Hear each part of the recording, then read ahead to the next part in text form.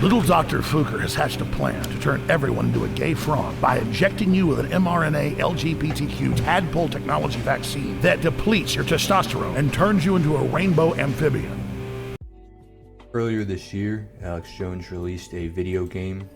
It is called Alex Jones NWO Wars, or Alex Jones New World Order Wars. The game is a 2D side-scroller shooter type game, similar to games such as Contra.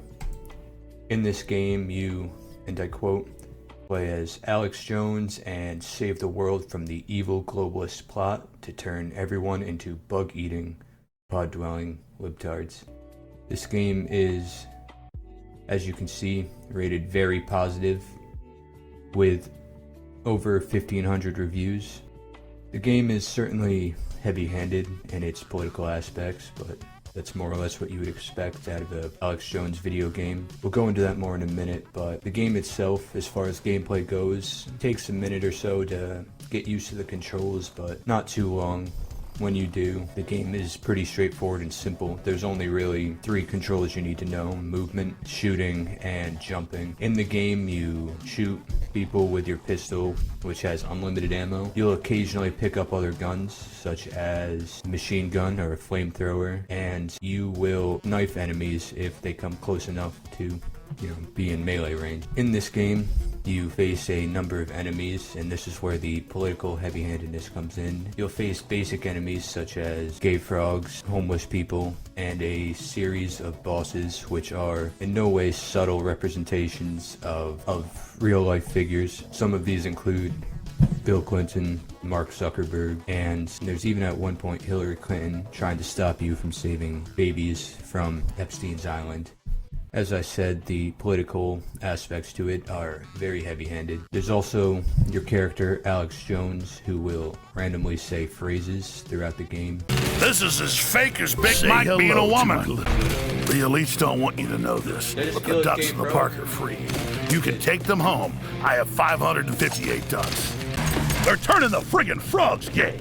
And you even at certain points fight alongside Super Trump and later on Tucker Carlson. Now, while the political messaging may be a bit strong for some people, the game itself is actually decently executed. The gameplay is actually surprisingly fun. The game, unfortunately, isn't very difficult, and the amount of gameplay is rather short. You could beat this whole game in about 30 to 45 minutes. The bosses don't offer up much of a real challenge, and even when you do get to various challenging points, you have so many extra lives that there's really no risk of you dying for the most part.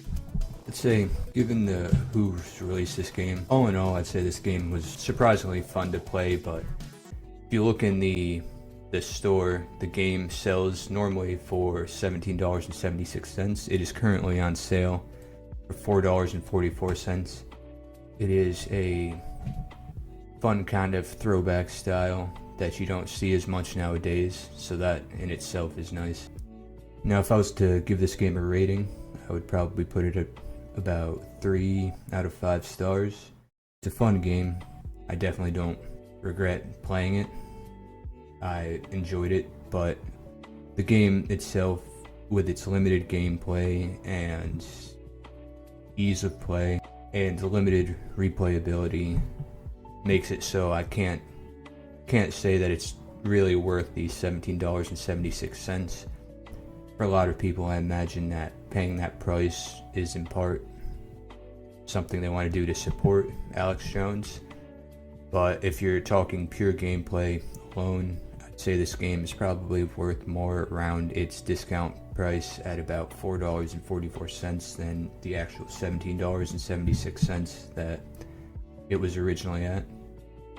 Personally, if the politics don't bother you and this game is on sale, I would recommend it. I don't like them putting chemicals in the water that turn the friggin' frogs gay.